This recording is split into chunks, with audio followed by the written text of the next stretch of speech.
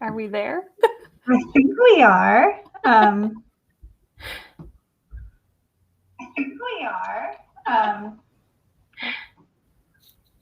Yes, it's just us, Molly. Hello to anyone else who's in here. We're waiting for our hosts.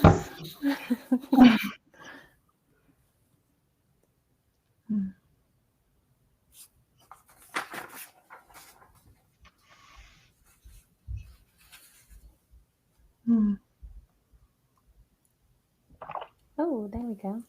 Yeah.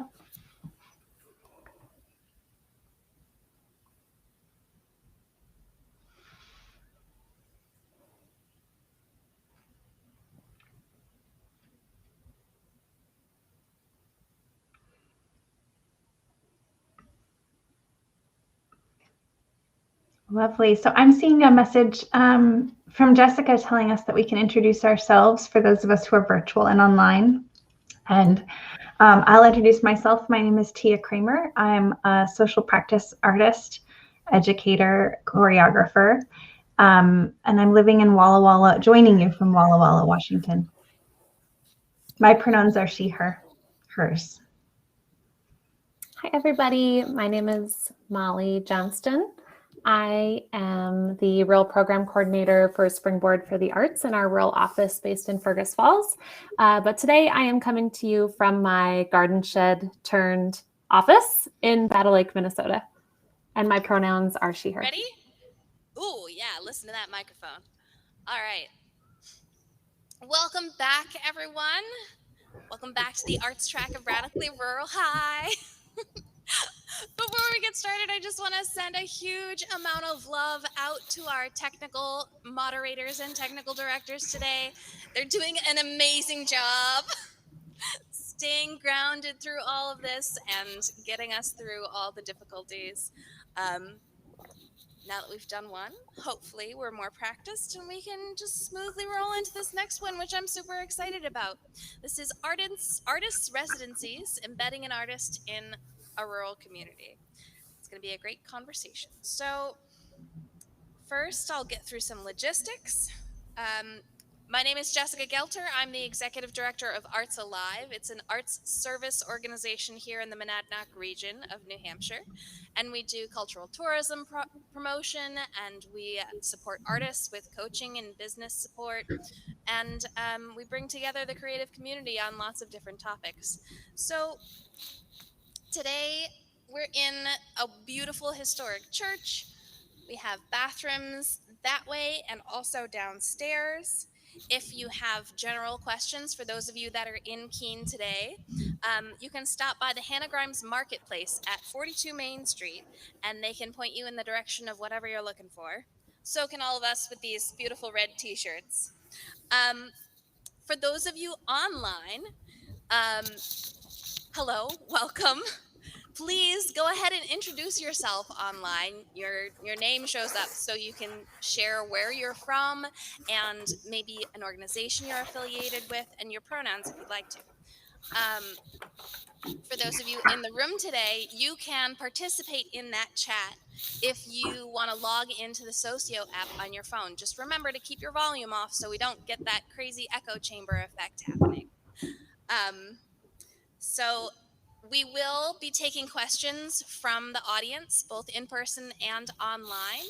So if you have questions, you can put them in the chat, or individuals in the room can raise your hand.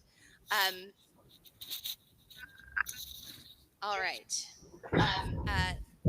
And for those of you that are in the app, check on the announcement section if there's any exciting news that happens or we want to share any changes with the programming, you'll get notified there.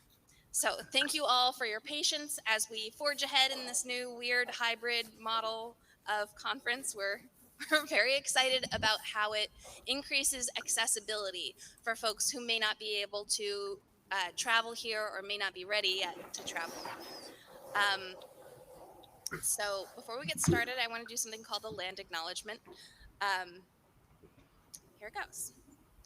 Each of us conducts our business on lands that have been and still are the traditional homes of Indigenous peoples. In our chat, I'm going to ask Annika to place a link to a map that shows what Indigenous communities might overlap your community. In this way, we can acknowledge and share those names of those communities in the chat. So go ahead and do that when you find your location. This church that we are streaming from is in Endakina. It's the traditional homeland of the Pennacook tribe and the Abenaki people, and they're all part of the Wabanaki Confederacy of today and yesterday. I'm so grateful to the Alnabak, the people who have stewarded Endakina in its land and its waterways through its many changes. There are legacies of displacement, migration, settlement that bring us all to where we are today. So this session's acknowledgement invites you to better understand the truths about who we are, how we got here, and in doing so, to know deeply what community means and how it's influenced by our shared past. As we talk about artists embedding in communities, it's helpful to have a long-term perspective on what that means and where we come to our places. So, without much further ado, except his biography, I'm going to introduce Craig Stockwell. He's a New England-based artist, educator, curator. He received his BFA from RISD and MFA from Vermont College of Fine Arts and has exhibited nationally, including the Nielsen Gallery, Genevieve Sullivan in Boston, MoMA PS1, the Fitchburg Museum. It's a really incredible and impressive list. Most recently, he has taught at Keene State College, Marlborough College, Vermont College of Fine Arts, and he was the director for the MFA in Visual Arts at the New Hampshire Institute of Arts. Currently, he teaches for Lesley University's MFA. Come on up, Craig.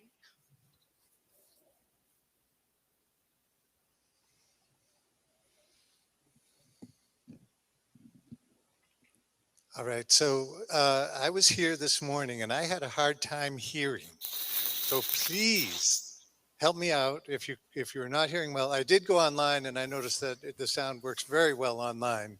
So, but for those of you in-house here, and Jim, we were talking about this, make sure you let me know. And I'm going to hold the mic, which should keep it close to me rather than, so I won't walk away from it. Thank you, Jessica. Thank you, Radically Rural. A few things I want to add to my my bio, my introduction. I've been a resident of Keene, of this town, for 33 years. Came here to go to Antioch Graduate School. Never thought I'd be in a place so long, which says a lot for the strength of this rural community. How, as an ambitious, nationally oriented artist, I've found it very compelling and lovely to live here. Very supportive. I was also the recent president of the Keene Elm City Rotary Club, which I think is indicative of, not a role I would have imagined for myself as an artist, but indicative of the kind of interchange that goes on in this community between community action and solitary art practice. By the way, the Elm City Rotary Club is running the Clarence DeMar Marathon on Sunday, which is a wonderful event, some 25 years old now, and brings people from all over the country to hope to qualify for the Boston Marathon. So that'll be happening here in Keene on Sunday for any of you who are here in town and want to stay around. Yeah, I'm an artist. I use paint. I do installation work. It's complicated and interesting and fascinating, and also being an educator is very important to me. And this wonderful opportunity I had for 7 years to help design and run a low residency MFA program from New Hampshire Institute of Art was a tremendous pleasure, and is a bit of the impetus that got us going in the direction towards the residency ideas we're going to talk about today. So that's, we have a panel today, and hello to you guys. I got a hard time. One of the things I've had the pleasure of working around the country, talking to a number of people, trying to find the right people to be a part of this panel who could address some of the concerns, and I'll give you the backstory on that in a minute. But we have Molly Johnston. Molly, can you wave so we know which one is? Yes. Molly Johnston is the Rural Program Manager for Springboard for the Arts, a community and economic development organization for artists based in St. Paul and Fergus Falls, Minnesota. By the way, Fergus Falls is also the birthplace of Marianne Christensen, who's one of the founders of Radically Rural. And I was speaking to her this morning, and she was thrilled to hear that we have somebody here from Fergus Falls. Through her work at Springboard, Molly has been part of launching and managing programs, including their nationally recognized Artist in Resident program, Hinge Arts, a community development and artist residency program in Fergus Falls, which activates cultural programming at or related to the historic Fergus Falls State Hospital or the Kirkbride building. And I've seen pictures. This hospital is sort of, 19th century monstrosity, a huge, elaborate, as many of the state hospitals were at that time, and a building that obviously has a complicated history, but a very interesting one to try to work with. An artist herself, dance has taken Molly to Philadelphia and back to rural Minnesota, where she has been encouraging her community to gather through her work with Dance Barn Collective, the Fergus Falls School of Dance, the Lakes Area Community Center, and more. We're going to be hearing more from Molly, and her story will develop as we get into it today. And Tia Kramer, Tia, can you wave hello? Yes, we know you're.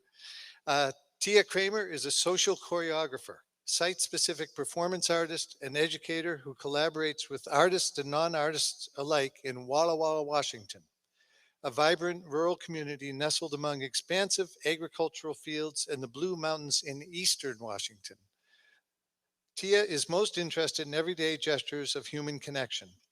Through her practice, she rearranges elements of daily life, relationships, sight, and community to create experiences that interrupt the ordinary. Her projects aspire to engage participants in acts of embodied poetry and collective imagination. Tia has an MFA in Art and Social Practice from Portland State University and degrees from the School of the Art Institute of Chicago and Macalester College.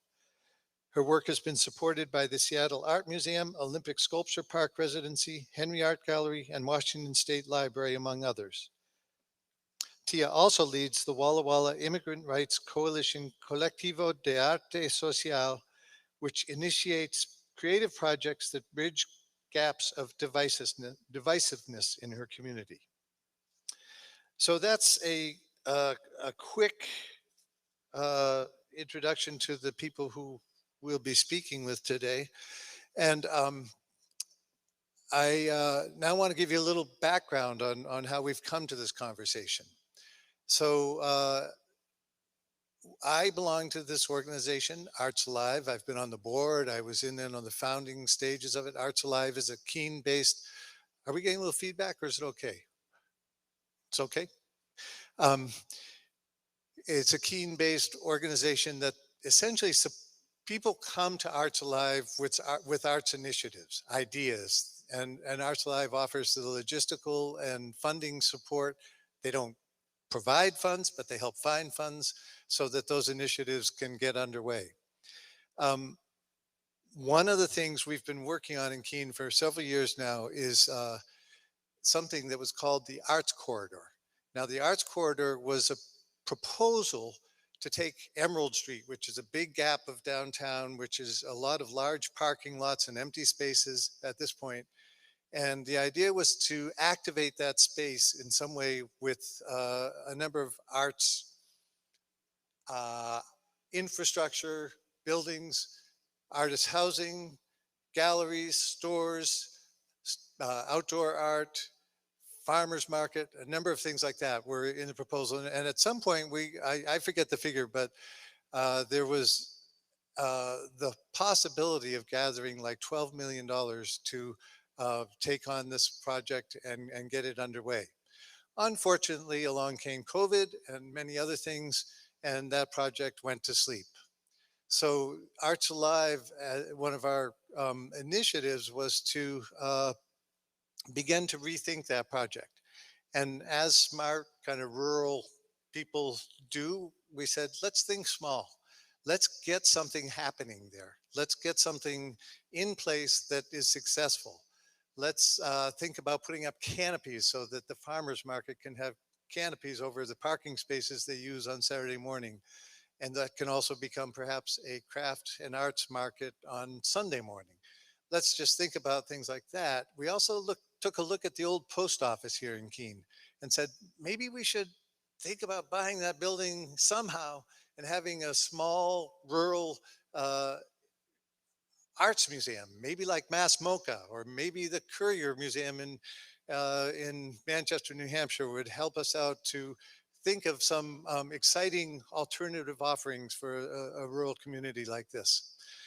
As we were going through those ideas, I forget who else was, I and others kind of began to cook on this idea of an artist residency. So in other words, rather than having the somewhat passive thing of a building in town that people have to go to and find art, what about if we brought outside artists into our community who would put together through a residency some sort of community interaction?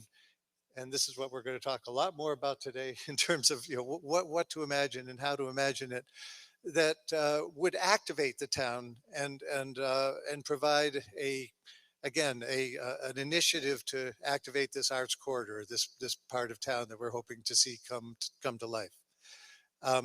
So that was the original impetus. And then Jessica Gelter approached me and said, wow, why don't we use this opportunity to do a panel on arts residencies in rural communities? And that gave me the opportunity to go out shopping. And by shopping, I mean, I suddenly emailed everybody I know in the art world and who had any experience with social practice residencies, and particularly in rural areas, and looking for panelists. During that process, of course, I had many wonderful conversations with people who are thinking about this, who have succeeded in it, and people who've had problems with it, and all those things. And I've ended up with Molly and Tia, as Molly is primarily an administrator in the arts residency concept, and Tia is a practitioner. She herself, as I said in her introduction, she received her MFA in this very specialized program at Portland State um, College University, and that is one of the first kind of full master's programs in social practice. So one of the things we're going to talk about today is what is social practice, and a number of I have a number of questions we'll be getting to. For those of you in-house here, if you have any questions, feel free to interrupt at any time by raising your hand, and we'll get to that. And those online, send your questions, and Jessica is sitting back there with her computer, and she will let me know if there's any questions that need to be addressed. So I've asked each, Molly and Tia, to give an introduction. And I think, for Molly to particularly speak from the administrating point of view, the organizational point of view, and again, Tia to speak from the practitioner. So Molly, you ready to go? I'm ready to go. Can you all hear me okay? Can you hear me? Yes, Craig, can Craig hear me?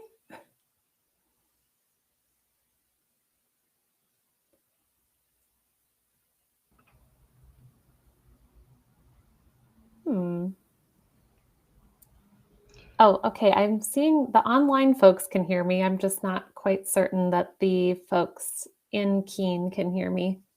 Can you give me a thumbs up, Craig, if you can hear me?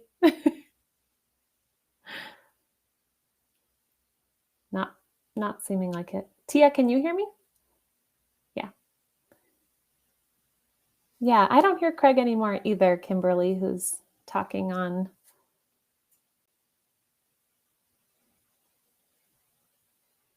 This is a great time for everybody to just take a deep breath and a little stretch. Tia and I are both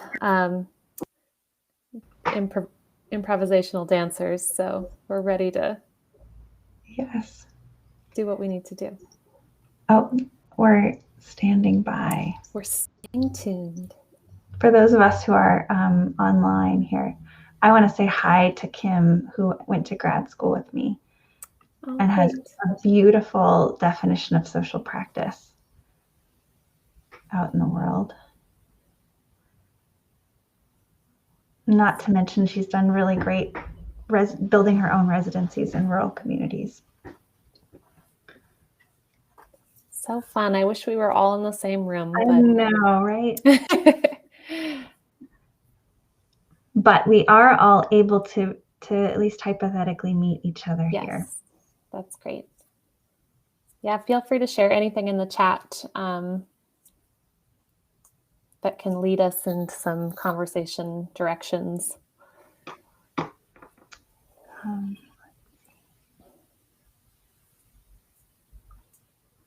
Can I ask, is there anyone in the chat? I see there's a couple of folks in the chat who are from Keene. And we've got East Hampton, Massachusetts. I'm just going to go through our list here. Maybe I'll greet you all one by one since we have the time. Hello, Lillian, she, her, in Minnesota. I'm actually from Iowa, rural Iowa, so Midwesterners. North Carolina, Helen. Hello, Helen. Hello, Rachel. From Maine, the Granite State News Collaborative. I'm going to have to research all of these places. Hello, William, or Will. Also from Minnesota, Park Rapids. You'll have to tell me if you know any of these folks, Molly. So again, I don't, but apologies to those at home. They're working on the sound here, and I'm sure we'll have it soon. Great. I'll continue. Hi, Dawn. Hello, Maud from Common Field and the National Arts Network. I'm very familiar with Common Field. I'm excited that you're here.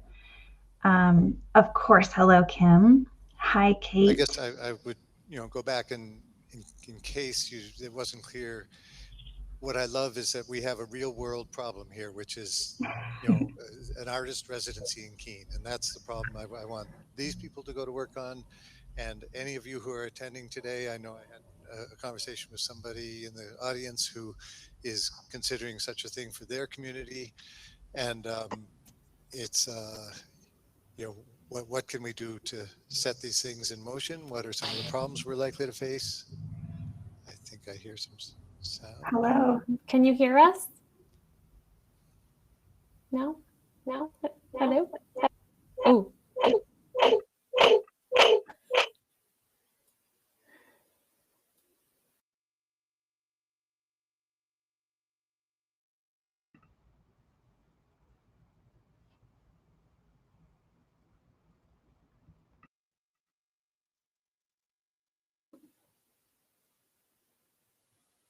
Hello? Can anybody hear me? I don't think Craig can.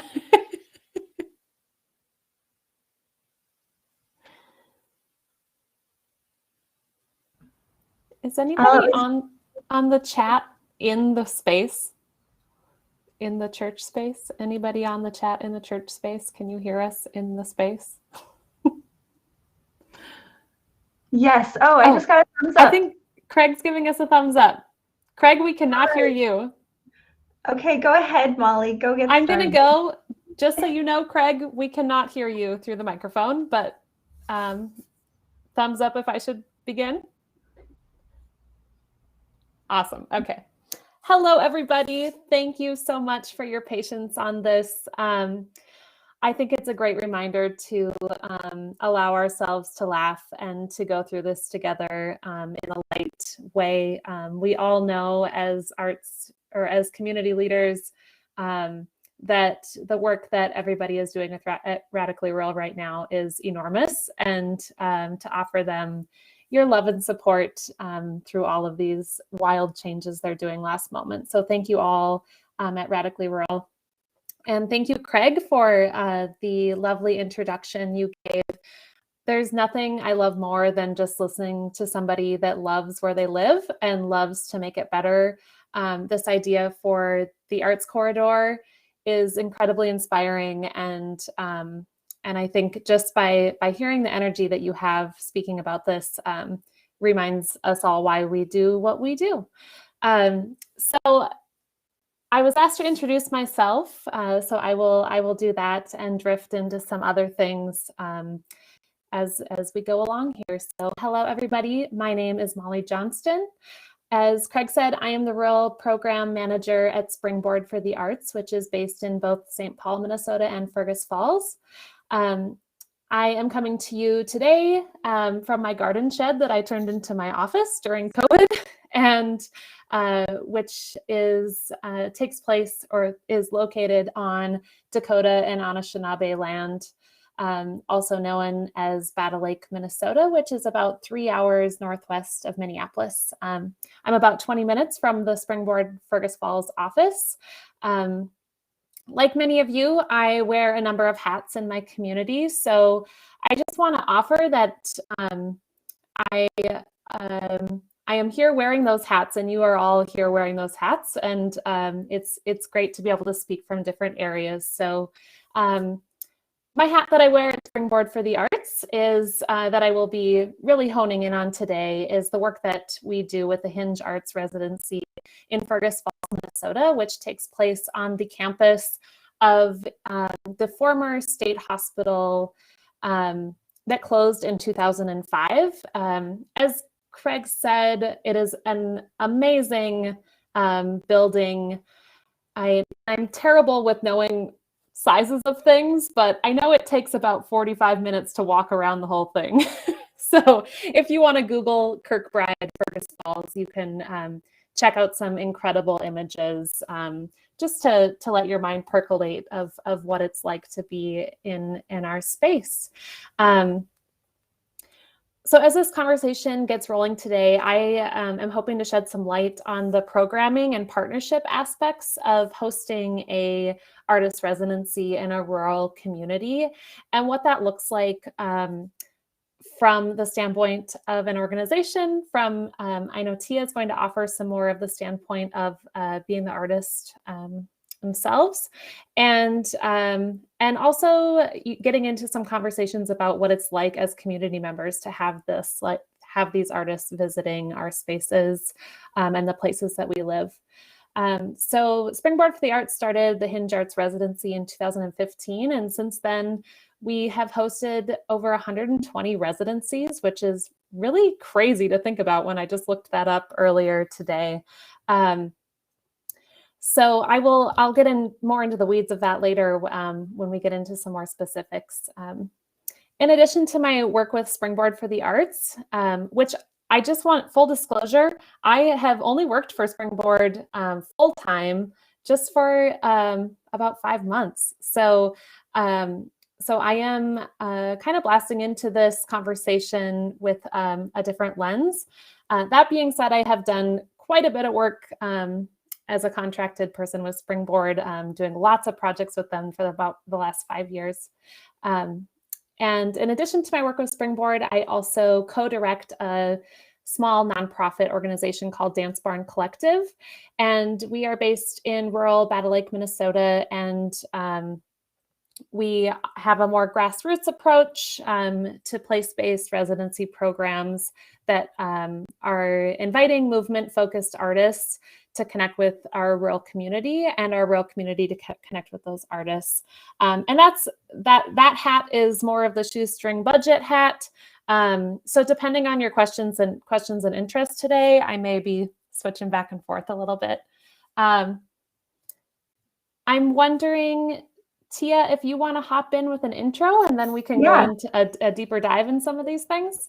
Yeah, sure. So hello, welcome everyone. I want to thank Craig and Jessica for inviting us here and for introducing me to, in this case, Molly, Craig and Jessica, but also all of you online. I'm really excited. I'm a researcher by nature, and I'm excited to do some research into each of you.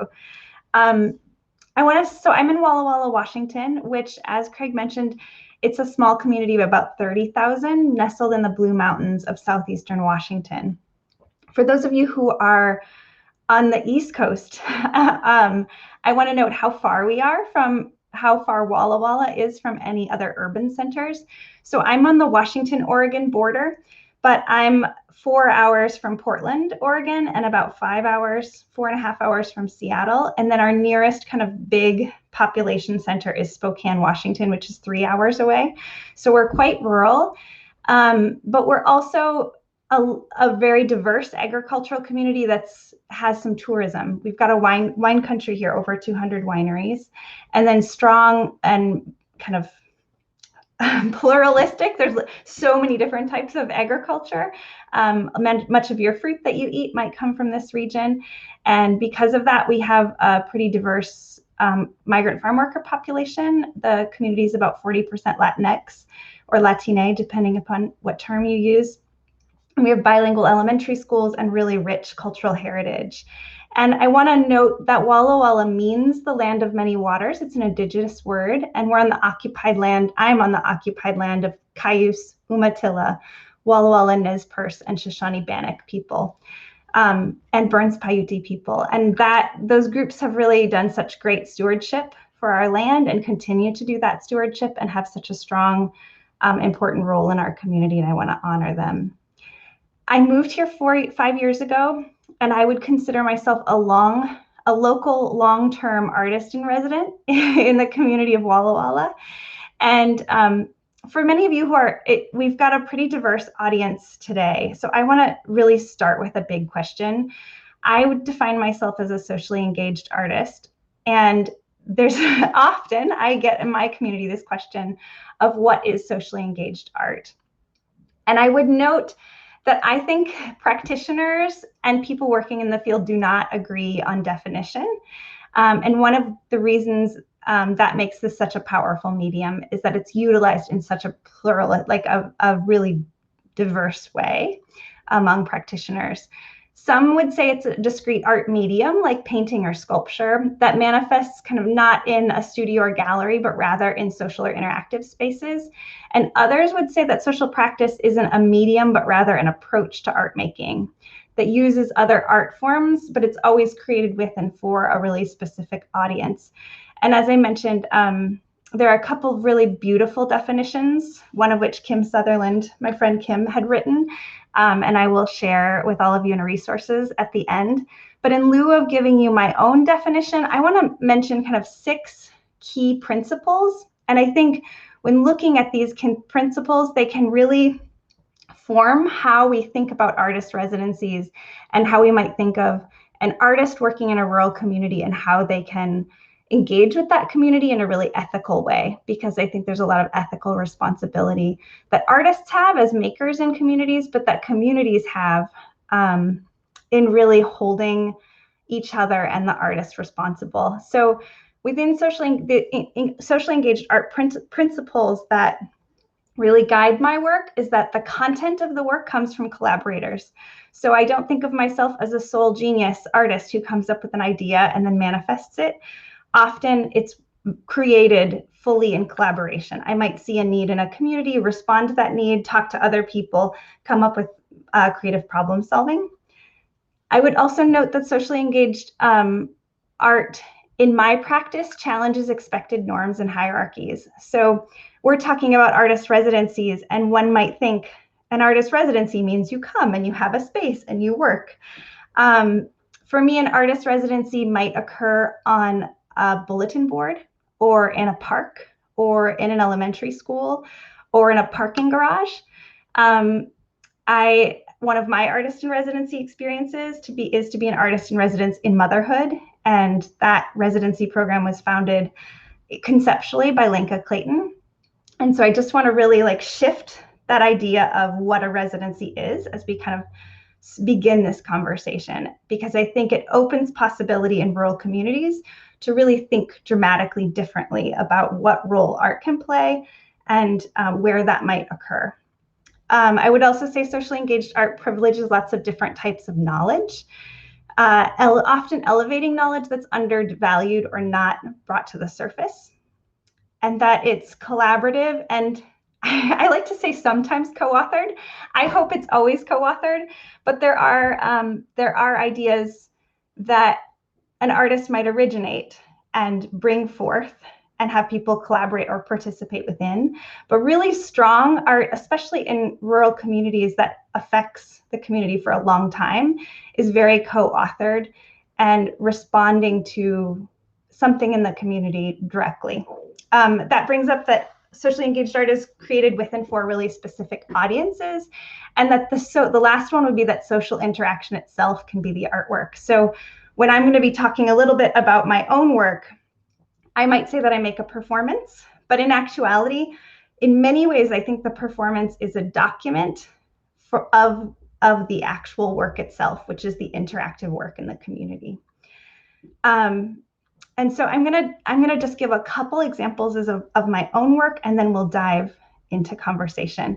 And maybe to do that, I will share my screen here and just share my website.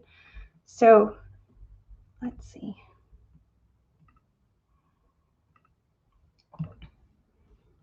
Where this pops up. Okay, so this is my website. If I were to bump into someone on the street and I said I was a social choreographer, what I would mean by that is to say that I often choreograph the movement of people, sometimes just shifting everyday actions just enough to alter their impact and meaning for those actions. So these images are images from a performance that I created for an audience of one. It's a project called For You and Us. And it's a series of made for an audience of one. This one is for Guillermo. And these are all images that I've taken of the sites where something unfolds. So these performances, I'll often collaborate with numerous people. His performance was for 15. Was with 15 people in the community. It began at a patisserie shop in which, I'm going to see if my images can align a little better. This is the shop here where choreography happened on the street, and then he walked and was led into church. At the church, he was given a sermon just for him, and then he was led along a river and into a parking lot that was illuminated with kind of an audio tour. So you're kind of getting the idea that this is a performance for one person, but created by and in that the community is coming together in a new way, and it creates an experience for the community as well. Another part I want to talk about, I also consider myself an educator. I'm going to switch which website I'm talking about here and share another one. So in addition to teaching elementary school students and college students and sometimes even graduate students, I also really try to shift and create experiences in the community that might inspire the community to think differently about things they don't know. It might inspire them to feel creative or curious in a new way. And in that work, I co-founded the Colectivo de Arte Social, kind of what was originally a committee that became an art collective, as that's a part of the Walla Walla Immigrant Rights Coalition. And we just began a project. Let's see, my tab is not open. I'll just speak about it. We just launched a project called the Listeners Project, Guillermo se escucharte. And this project is a project based on promoting listening as a tool for building community and empowering one another. We record stories from communities who've been historically left out, and we're partnered with the Walla Walla Public Library, so community members can check out a listener from the public library who will interview people. And then those stories go into the library's archive of stories that are referenceable from the community.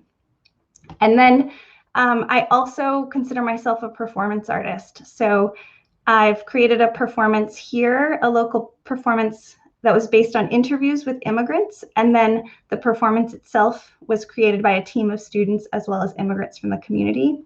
And then I did a social practice residency at the Seattle Art Museum called Orbiting Together. And that, it's very interesting to have been living in a small town and doing a residency in a bigger city. Because what I began to think about for that residency is how we position ourselves in space and what that looks like. And maybe I'll give one more image since I know that we have a little bit of time. So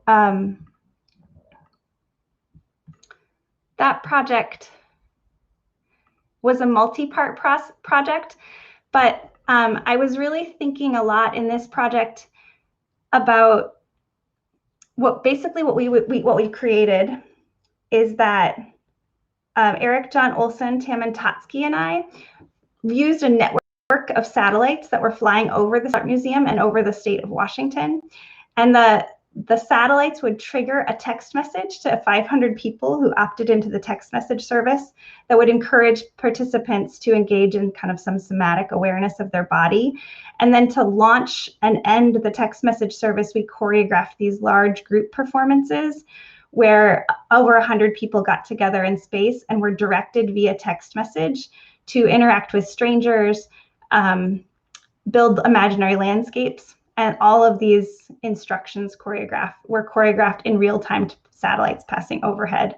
In a land of COVID, these images give me a little bit of anxiety, but in that time, that was not at all the case. So with that, I'm going to hand this back over to Craig, and hopefully I didn't take up too much of our time.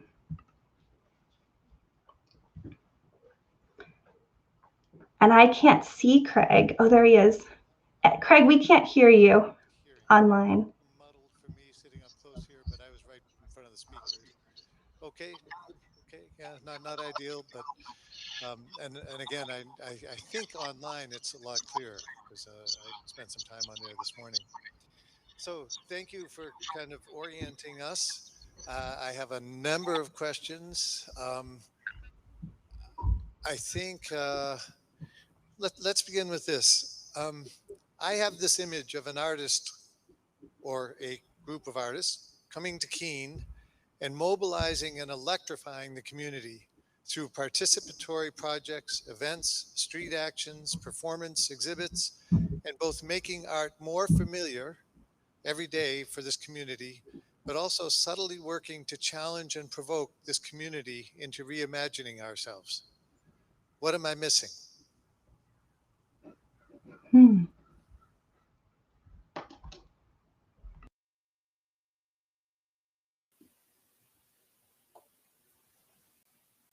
Oh, Tia, are you there? I am. Why don't you go first? Okay, great. I think what you're not missing is vision and excitement and starting with a really lovely community already. Something I can speak to a little bit is this idea of starting a residency based on an issue or a problem or a conversation that needs to be had. And that's really how the Hinge Arts residency was born. And I'm wondering if I can take just a second here to do a screen share. So we can, those of you that are curious about this space, oops.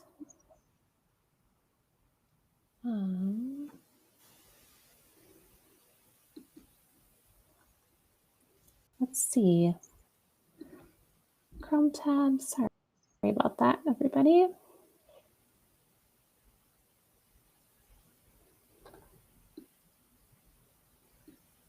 There it is. Can everybody see this? I'm not seeing it, Molly. Oh, there it is now. Oh, you see? Let's see if I can make a full screen here.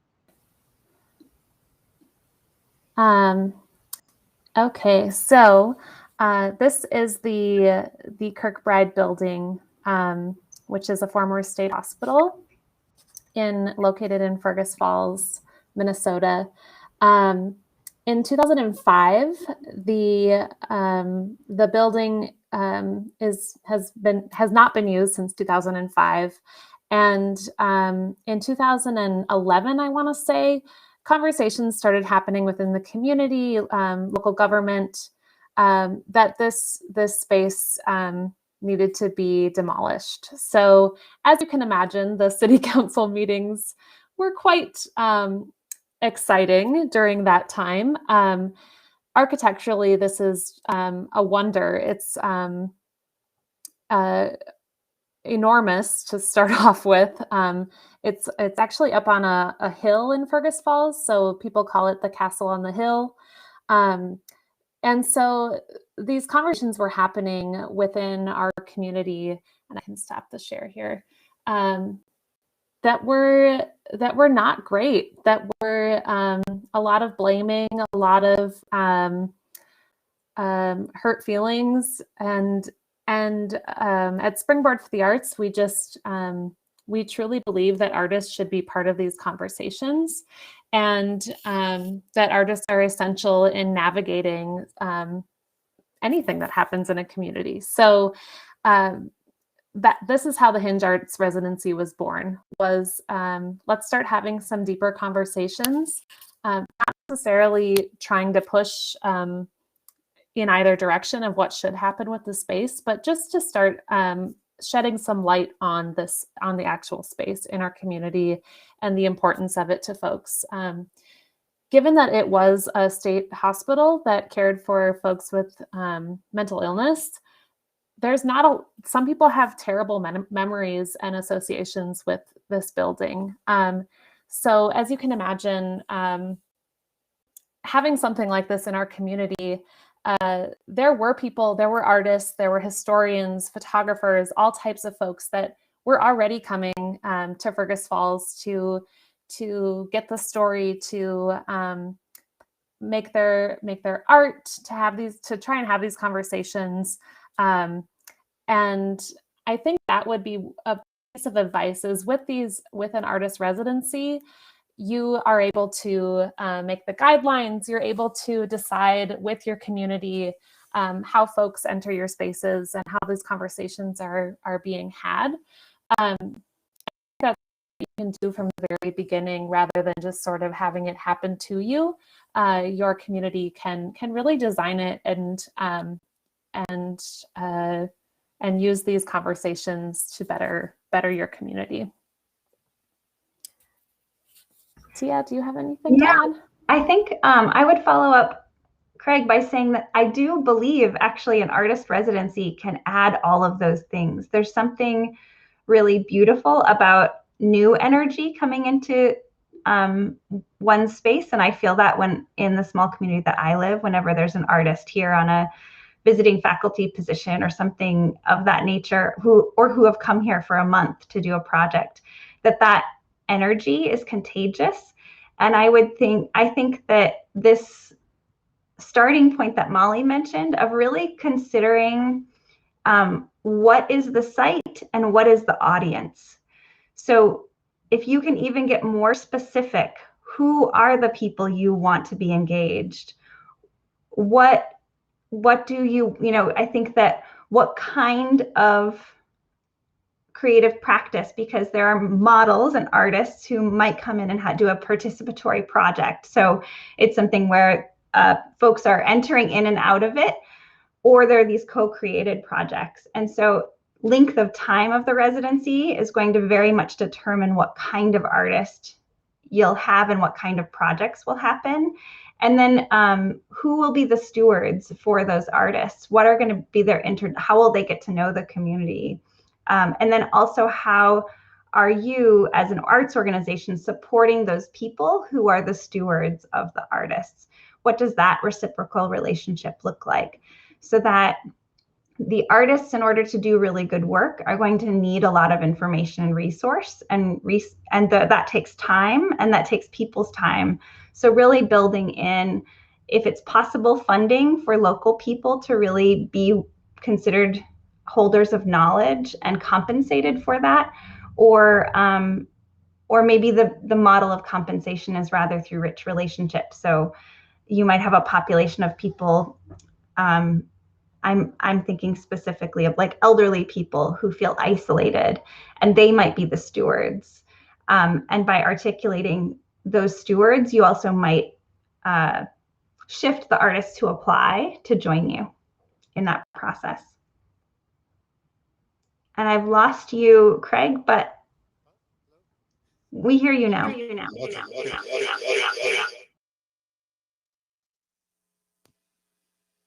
Got it. Do you hear me? Got this? Okay.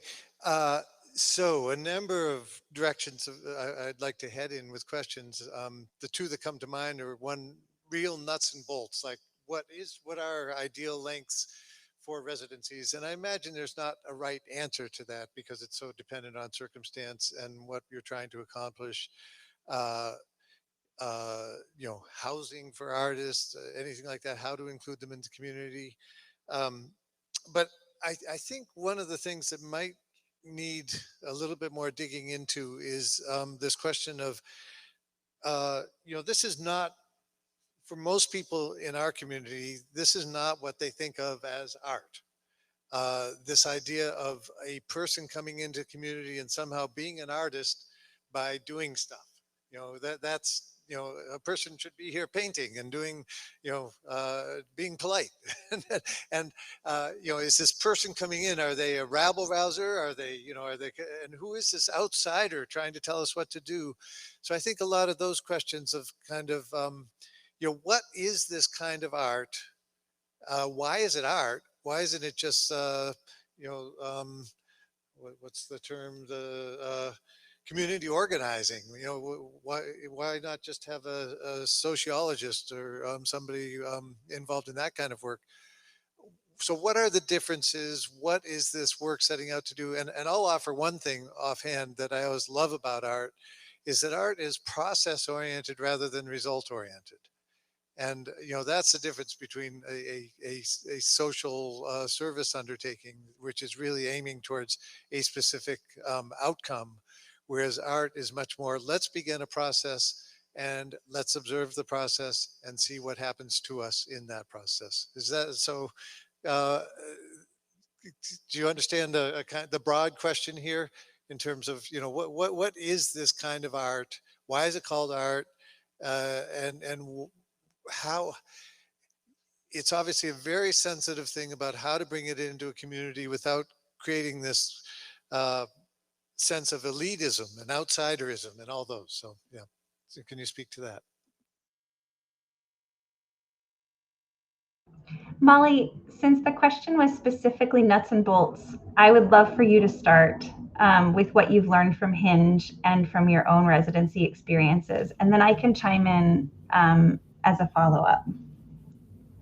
Sounds great. So yeah, I'll start a little bit with that nuts and bolts. Especially for those of you, I'm not sure if everybody coming into this conversation is like, oh yeah, I know what an arts residency is. As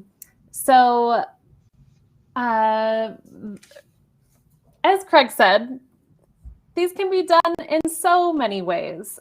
So I'm just going to talk a little bit about Hinge and how we have transformed a little bit since 2015. So like I said earlier, we house our artists on the campus of the former state hospital, the Kirkbride. And the reason besides the conversation I talked about earlier of there being this this contention, excitement about what was going to happen next, a developer purchased the nurses' cottages, which are just to the kind of the right side of the photo that I showed earlier, and turned them into apartment buildings that are just rentable by anybody. So as that project was happening, Springboard got in right away, and we actually had 2 apartments right away. So when the residency began, and this is, to be very transparent, this is funding based. We had the funding for 2 apartments when we began, and so 2 artists coming at a time. So in the beginning, and still, we have a application process that is open nationally, and we have a panel of folks that help us select the artists that will be working in community. And through the years, this has transformed depending on community partnerships, depending on funders and those stipulations. So, and our community needs, and excited about what we're doing and conversations that are being had within the community. So right now, our tracks that we have a career development track, which is truly like a traditional style of residency program. We provide housing, we provide studio space. And I will say our studio spaces are direct partnerships with other arts organizations in our community. So we have a visual arts studio that is at the Cadets Gallery, which is in Fergus Falls, just down the street from our office. We have a partnership with the theater to use their dance studio for dance and theater and performance artists. And then some other fun ones that I can talk about later.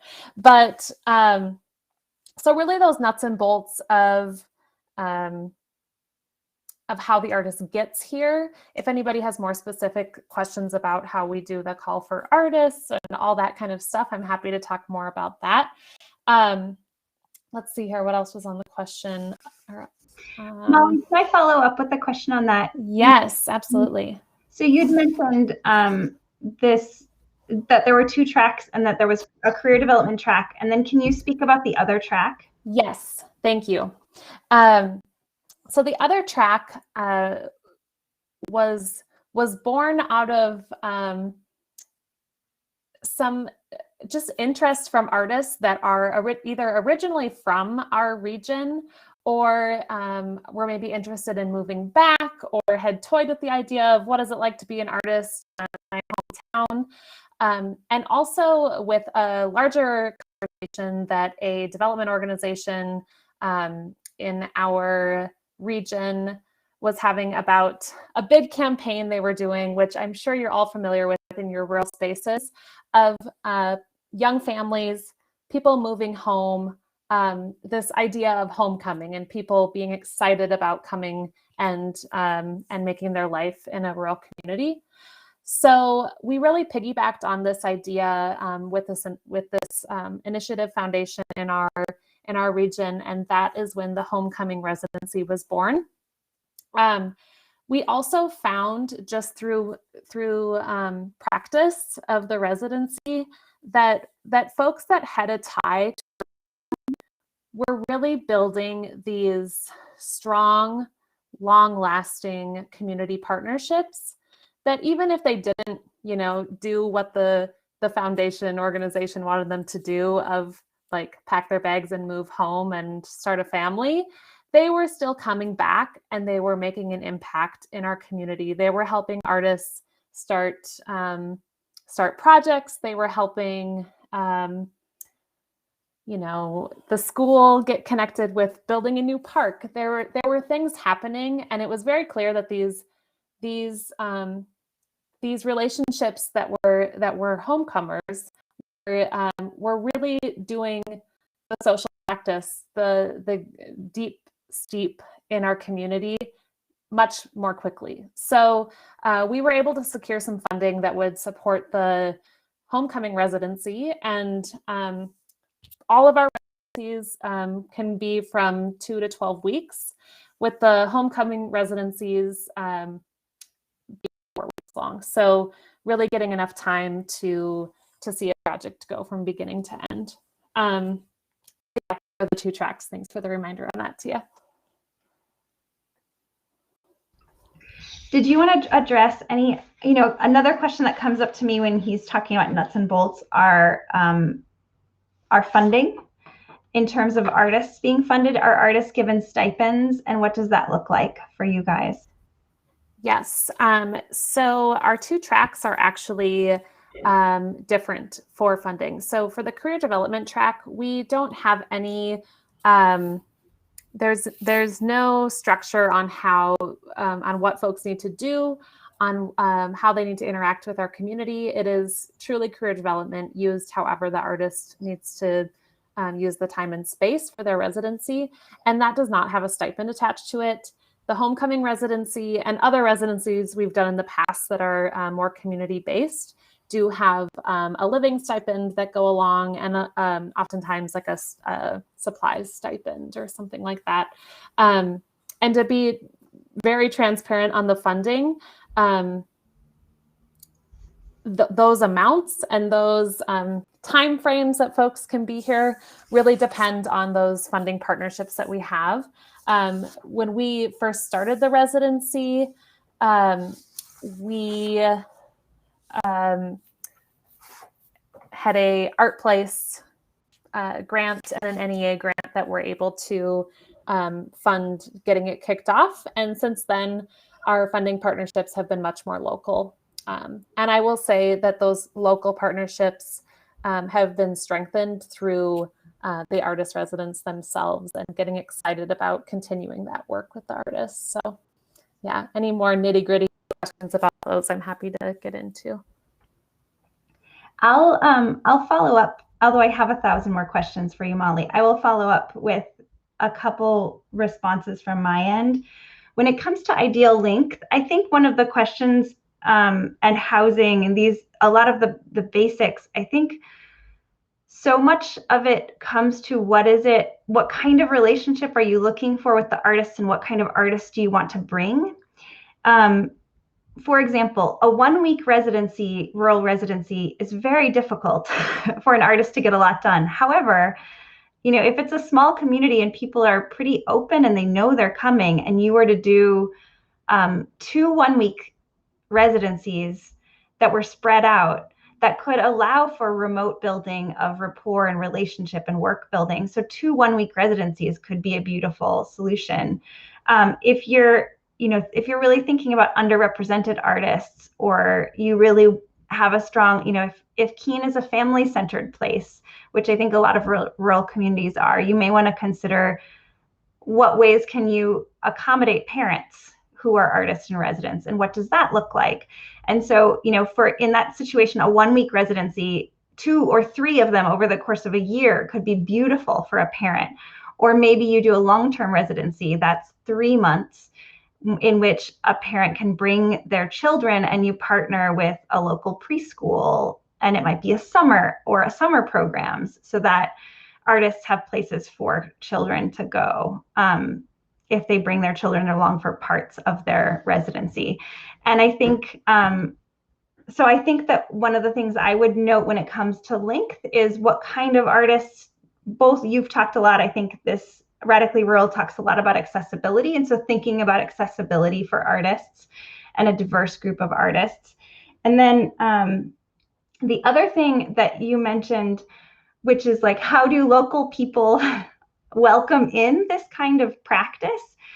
And I think one of the things that you mentioned, Molly, that's beautiful is that reciprocal relationship and long-term projects that have benefit for the community are very strongly remembered. And I think that short-term projects have impact and are powerful too. And I think they have a different kind of impact, but just really being kind of specific about building reciprocity feels really important.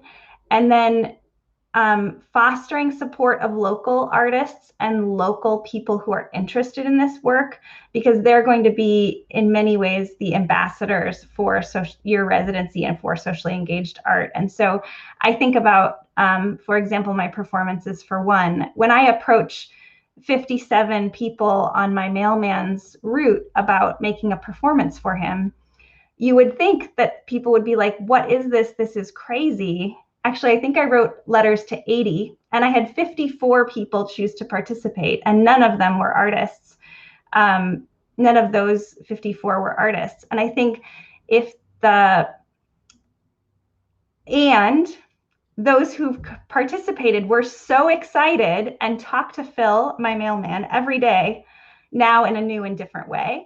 And so even though that performance might be short, I would just note that those relationships between Phil and the people he delivers mail for have changed forever. So really thinking about how an artist is affecting community relationships will affect the way this residency and the artists themselves are perceived in the community.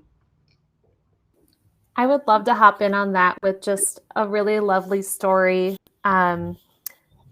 that happened recently with one of our Hinge artists. We had the Tori Hong, who was a visiting artist from the Twin Cities here, connected with one of our local artists that just had received their first curated show at our local historical society, and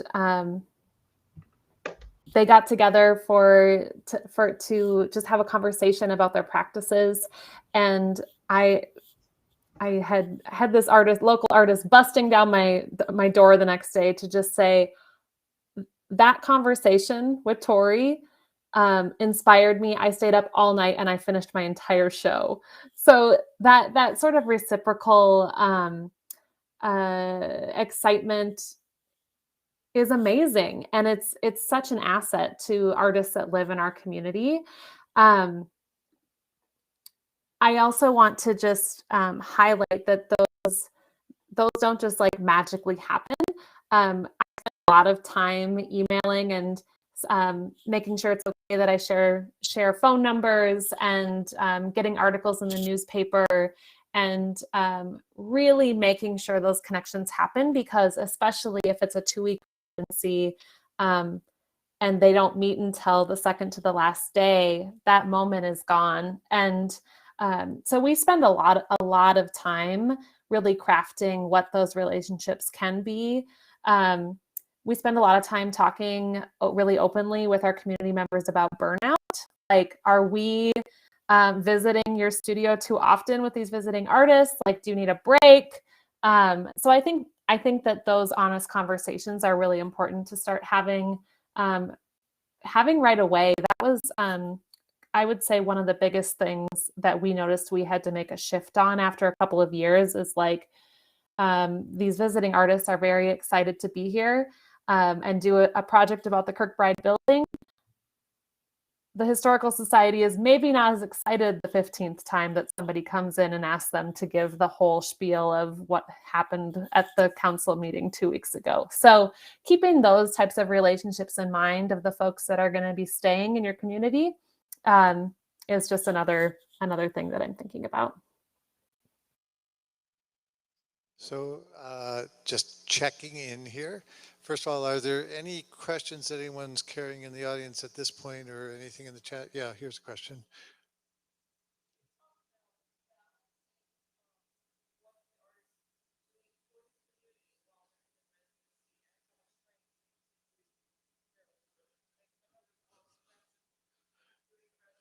Yeah.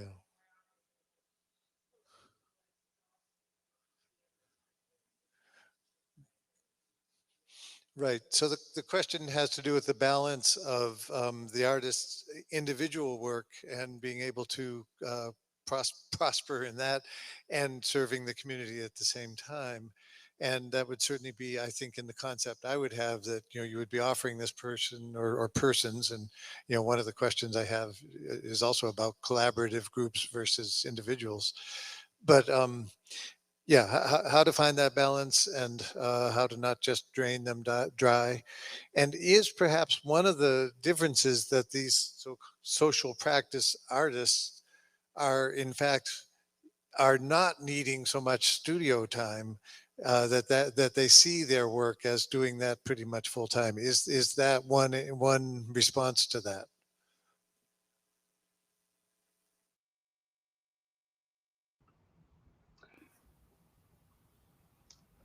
Do you want to go, Tia, or do you want me to? I was going to ask that second part of your question. Can you articulate a little bit more? Because I think that when I talked about the two different types of social practice description, social practice as a medium versus an approach, there are going to be social practice artists who want to make objects, and those objects, may be distributed, may be interacted with, they may be for a performance. So I think having a space dedicated for those artists is going to be critical. It also might be part of the reflective process for an artist. I also think that that social interaction piece and connecting with the community is going to be really critical, and helping kind of identify is going to be really what the project looks like is going to be really critical. I think the balance of one's own personal practice versus serving of the community is a really complex question, because there are so many approaches to this type of work. I think, I would say that within folks from my program that I graduated with, there's a consciousness about serving of the community being a really complicated term for social practice. And because who is to say who you're serving? And I think that really thinking about impact is maybe a better, and reciprocity is maybe a better framework than serving, because there might be an artist that comes in who wants to problem solve a specific problem in the community, but their solution, because they're helicoptering in, is not going to be one the community is going to respond to. Where an artist might have a really nuanced personal practice. Let me use this performance for one as an example. I might want to come in and do an artist residency where I'm going to make a performance for one person in your community. Is that serving the community or not? As you'd said, I think, Craig, there's a beautiful thing about art, and that this isn't about outcome. Like, we don't know the outcome, and it might actually create more problems than it's worth, or it may create like beautiful connections. And so that idea of service is very complex. But I do think really thinking about it as a curiosity or like an investigation is going to be critical to framework.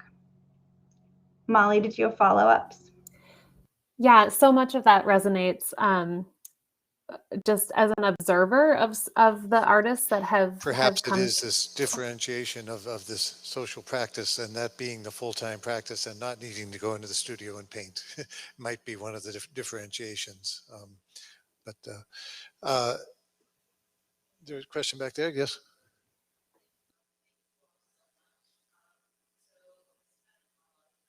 Do you want to come talk into this? Is that all right? Hi, thank you all. My name is Sheetal. I've spent a lot of time working with social practice artists in lots of different places, and I helped co-curate this conference that no longer exists called Open Engagement.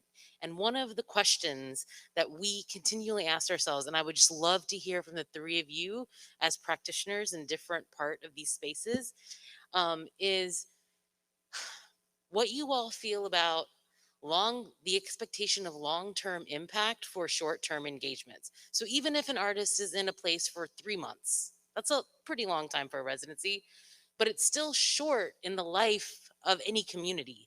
So there's no right answer or wrong answer. I would just love to hear from the three of you as practitioners and organizers of welcoming artists into spaces, what you think about that. Thank you. And yeah, as I was beginning to think of this, for some reason, I had a year in mind that, that somehow to really get into the community and to have time to spread this out and to have an impact, that somehow perhaps a year would really be ideal. Although I also, I understand the 2-week residency too, for, being here, getting some work done, getting a taste of the community. Back to the question. Did you guys get that question all right? Yeah.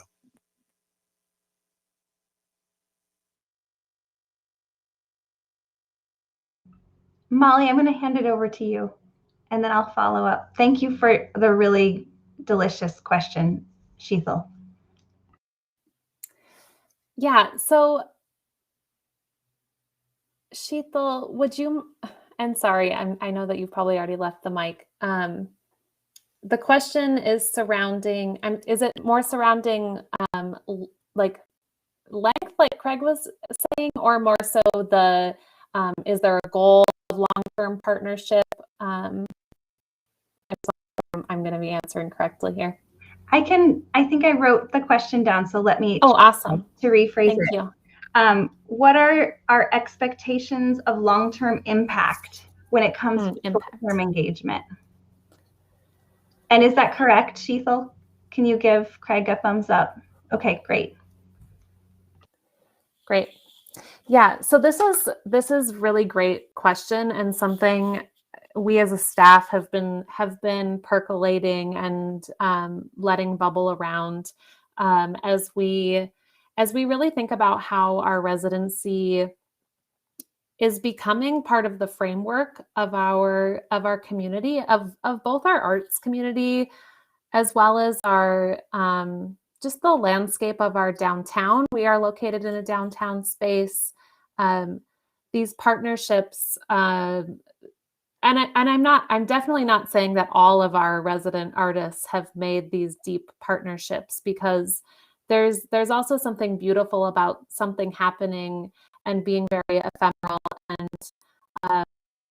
this beautiful memory that folks that were there had. But there are these little sparkle people that come back, and that create those deeper relationships, and maybe have more projects, or come back and have an exhibit, or move here, which has happened. And I don't add value to one or the other, and these are the conversations that we're having. How do you offer the opportunity for a really deep, long engagement or partnership to continue? But how do you also not make it mandatory, so that somebody's residency has this thing looming that, like, oh man, like I got to come back, or like, I don't know. So I know I'm kind of like skirting around an answer, because I think that it's something that we as an organization are talking a lot about. And that goes along with the length. We are now doing some back end work on offering some opportunities for those artists that have sort of like tickled the edge of this deeper partnership, and trying to help figure out some systems for maybe not for us to to coordinate as far as logistics go, and to help find funding, but how do we take these two people now that have a relationship and let it become something that is theirs? And one of the ways we're thinking about doing that is by offering these sort of longer term residencies for other organizations, sort of. I don't know, it's kind of a confusing way to say it, but I hope that's sort of helpful in kind of how we're thinking about it right now. Yeah, but I think as far as expectation goes for future engagement, that's not super high on our priority list, but we definitely want folks to know that we are open to helping foster those relationships. Yeah. Tia? It's interesting. That question is really, I really believe it's a beautiful question, and can be seen through so many lenses, as you know, because you've organized open engagement for many years. One of the things that Molly said that really resonates with me in this moment is this idea of sparkle people. Like what, when it comes to short-term engagement, and I think in a rural community, like I've lived in Walla Walla for 5 years, and I am a short-term resident. Like here, I have not lived here very long within this community. And so even a 1-year residency, Craig, feels like a really long time. And I think can make a big impact, but I also think in the realm of a small community, that can be seen by locals as a short period of time, or a time with an end date, which shifts relationship. And so one of the things that a place that I'm currently at with social practice is, in what ways does it activate imagination? Or in what ways does the work really shift one's understanding, or shift one's knowledge, or shift relationship? And so it's not measurable, but I do think that looking at proposals and artists and engagement through those lenses, like an artist that comes, let's say it's an artist who's very social justice oriented and they really shake things up.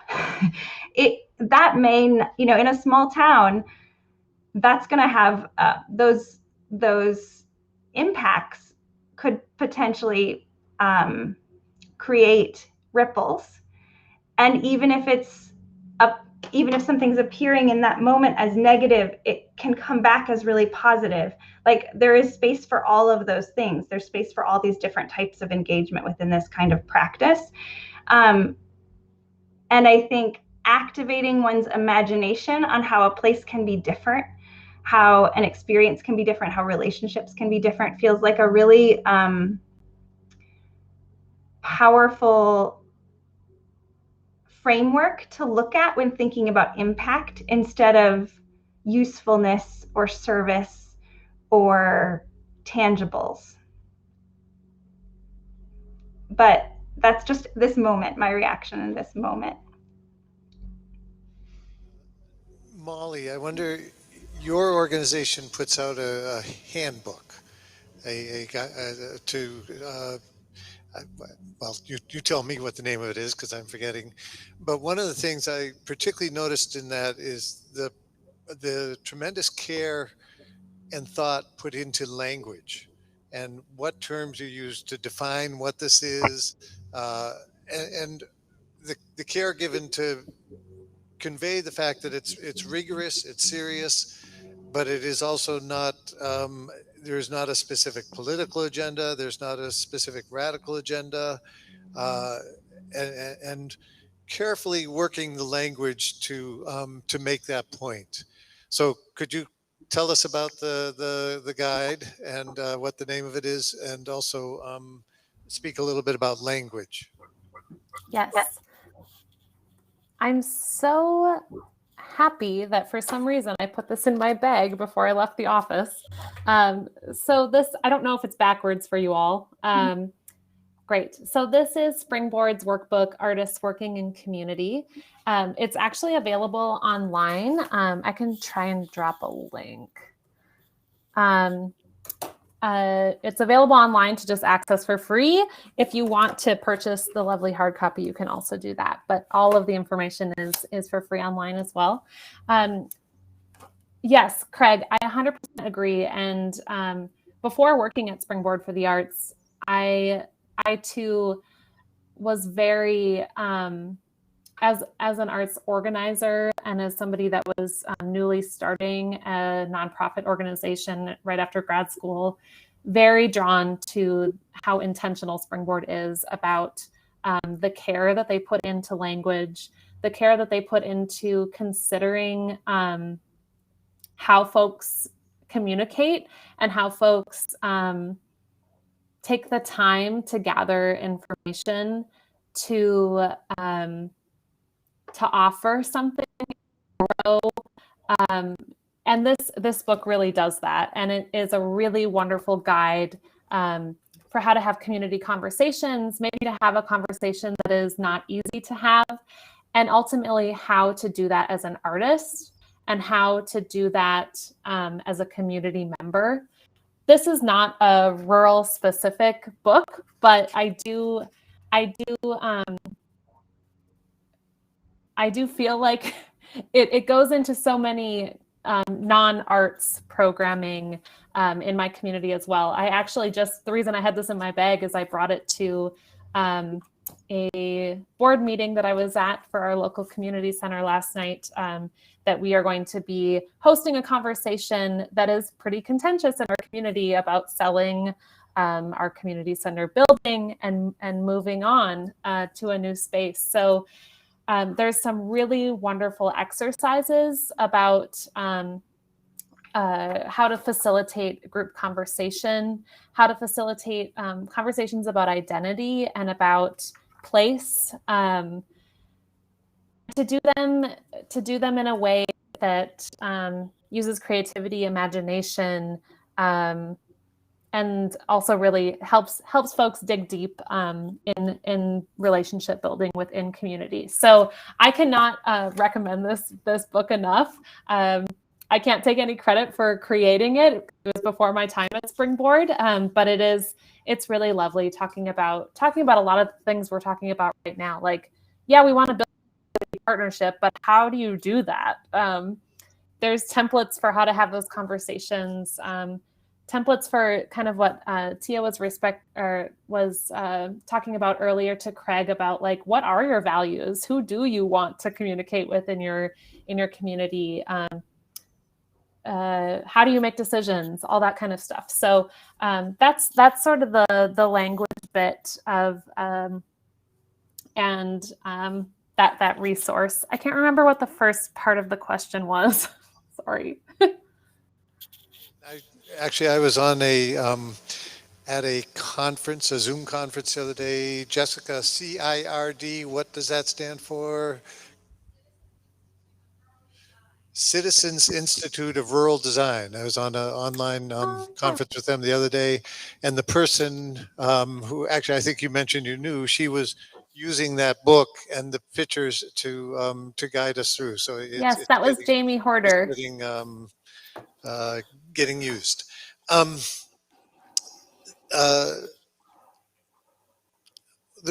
question I'd like to take over again, thinking about language, but so what is specific about rural? I think the sort of social practice art form began very much as an urban art form, and what is particular to it in rural communities, and why are we talking about this here today? For you. As someone who loves my rural community, I'm like, oh, there's 1,000 reasons why we're talking about it in a rural context. I mean, I think one of the biggest things about socially engaged art and its approach is that there's no need for permission, or rather that one can create a structure and get permission that's not necessarily institutional permission. And it allows rural communities, there's, in my experience, so I lived in Seattle for 10 years before moving in Walla Walla, but I grew up in a town of 5,000 called Dyersville, Iowa, and then moved to a town of 60,000 and traveled quite a lot between 60,000 and moving to Seattle. And I think one of the things that's beautiful about being in a small place is people will often say yes. So like I can be at a grocery store and I can start up a conversation with someone and then be like, you have a story that's really interesting. Could I interview you for this other art project that I'm doing? And people will often say yes. And I think that that's why I keep returning to this reciprocality, because what makes specific to rural is that I think there's a lot of possibility for things that in bigger places might take longer. There's a beautiful intensity that can happen, or quickness that can happen. I can think of handfuls of artists that have worked in short-term residencies in rural places and done like really beautiful work. But I also think that if that's happening, there has to be a really clear understanding with the artist how it's different to be in a rural place, and that reciprocity has to be really clearly defined so that there isn't taking advantage of local people or creating impact that they're unaware of if they're leaving the community after their work. What would you say to that response, Molly, to that question? Yeah, that was a very similar, my gut reaction to that is that idea of scale and impact when you're in a rural place. So the systems are the same in, I mean, maybe not completely 100%, but the systems are very similar in a rural community as they are in a major metropolitan or urban area.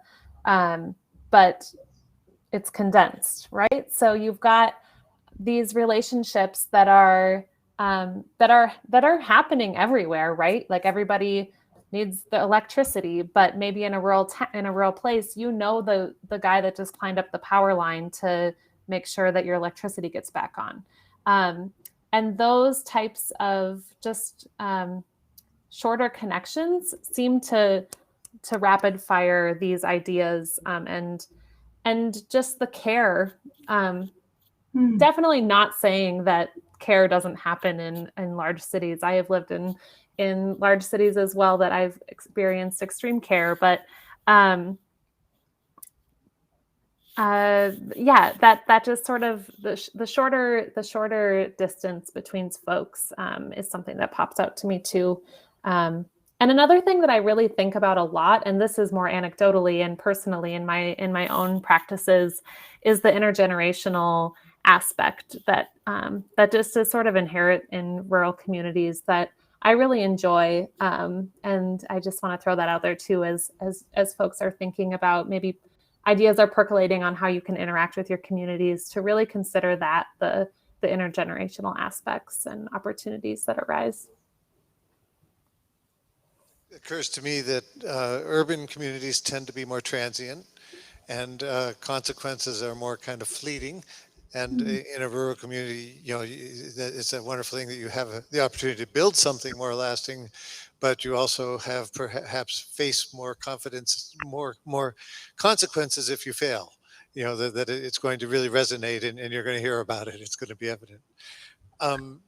Checking in, are there any questions that are sitting out there?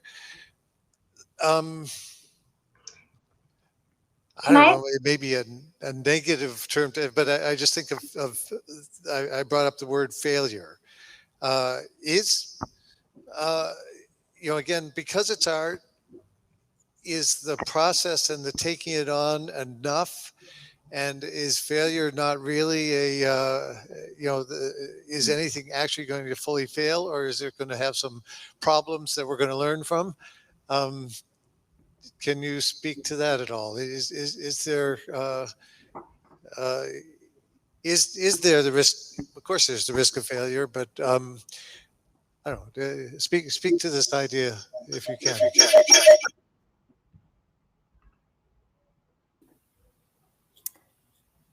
I like the word that I just wrote down in that prompt was consequences, and I think as we talked about earlier, this idea of caring for your community as your kind of more what I'm talking about of the coordination and the dreaming up of these residencies, that goes into it, the thinking about the consequences and the impact that folks are having.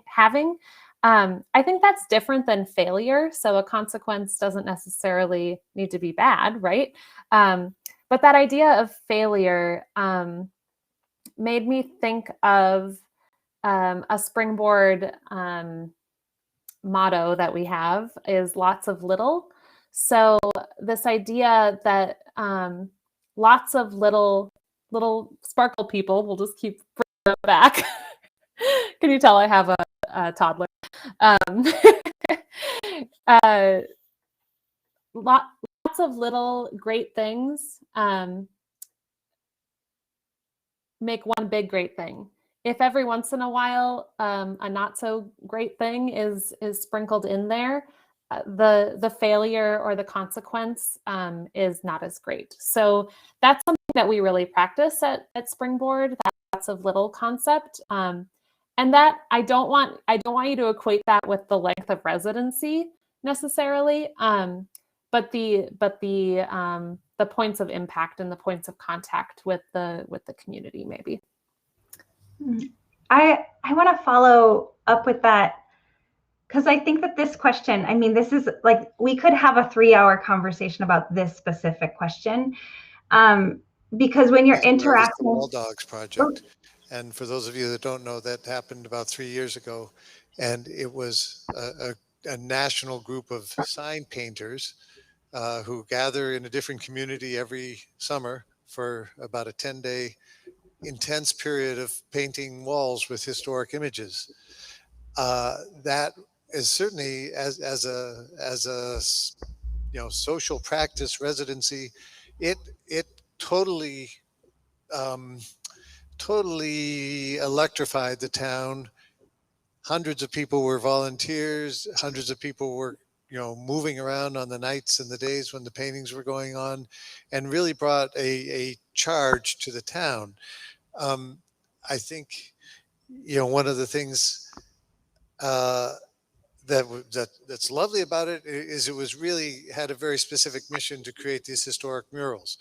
The question about it really wasn't an art project in the sense that it wasn't here to kind of question the flow of ideas. And I always think that's the difference between an art event and a kind of event is an art event does really get in there and somehow both accomplish this community undertaking together, but also has another level of ideas to dig into and to perhaps bring a level of awareness to the community.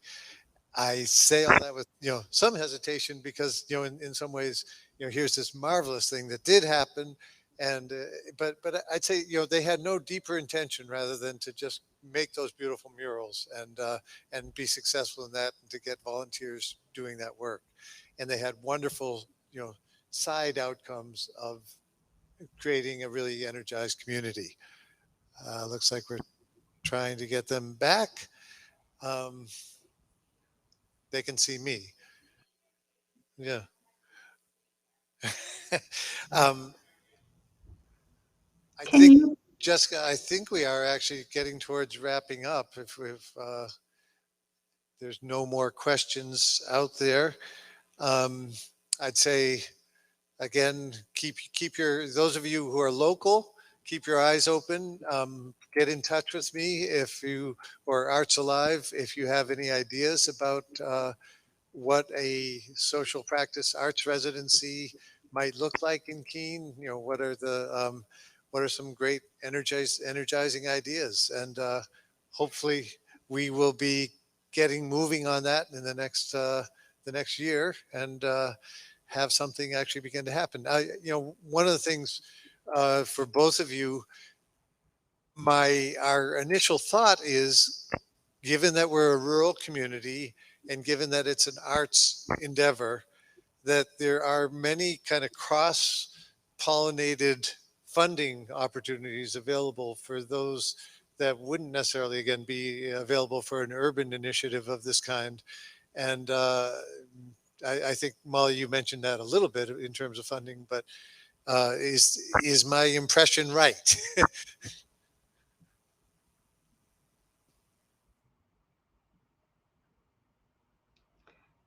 Craig, can you hear us? Can I get a thumbs up if you can hear us? Yes. Okay, great. Molly, did you want to answer that question, or should I jump? I don't know. I would love to hear like the artist version of this before I go. So Craig, what you guys missed, Molly gave a really thoughtful question, a thoughtful answer, and I think that they lost us about lots of little when it comes to creative failure. And I was, and when it comes to failure, and one of the things that I was going to say is I think that the question of failure when it comes to socially engaged art is twofold. The first is that we're artists and we must take risks and have failure. Like, it must happen. If we're not taking risks enough that there might be failure, I think the risk of making good work is not there. That noted, I think that when it comes to issues of equity and anti-racism and impact of an artist can have on a community that can be full of microaggressions and complicated abuse of power, I think that is where failure has a different kind of impact. There's a really beautiful article that I think there's elements of it I agree with and elements that I disagree with. It's by Ernesto Pujol called The Cult of Creative Failure, and it's in the Brooklyn Rail. It was published in 2017. And he basically argues that within social practice or socially engaged art practices, there's no room for failure.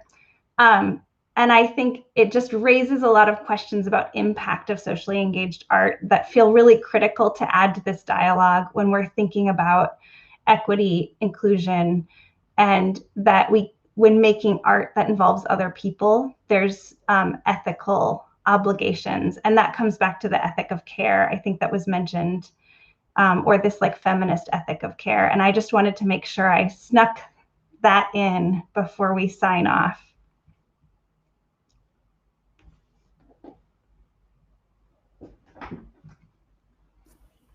Thank you, Tia. That's, yes. Any closing thoughts, 100%. either of you? I think we didn't quite answer this funding question. I will say Minnesota, we are very, very lucky to have a state sales tax that supports the arts and clean water. So we have a very rich regional arts council. So if you are located in Minnesota, make sure that you reach out to your arts councils. I know that there are states that have similar things. And Springboard for the Arts also has an artist's opportunity page, which also includes funding opportunities on there as well. Thank you, Molly. I can't offer too much when it comes to funding, except for to say that collaborative partnerships can often create funding in unexpected places. And often community members might believe in work. That has happened a lot through the Colectivo de Arte Social work that I do, that community members believe in the work and will fund it if you ask for the money.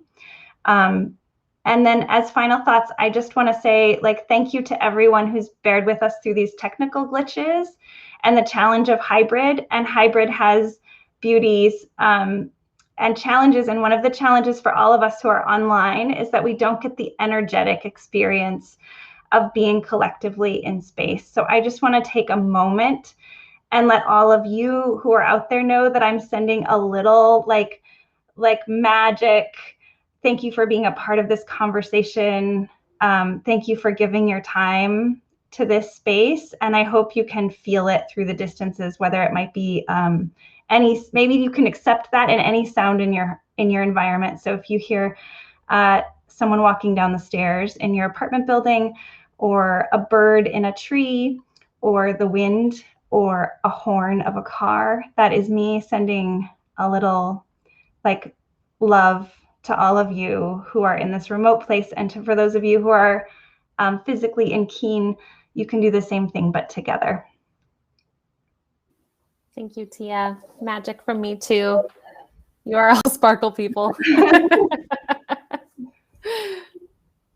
Yeah, thank you, Molly. And again, this is a half world of the world we would like to have.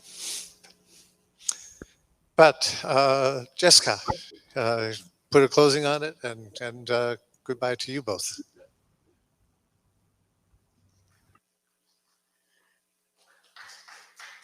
Thank you so much, Craig and Tia and Molly. This was so wonderful to get to hear these different perspectives on artist residencies.